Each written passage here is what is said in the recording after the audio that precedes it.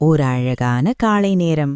ஒரு குட்டி பேய் தனது சிறிய பைய சுமந்துகிட்டு இன்று என் பள்ளி முதல் நாள் என்று சந்தோஷமா ஓடிச்சு.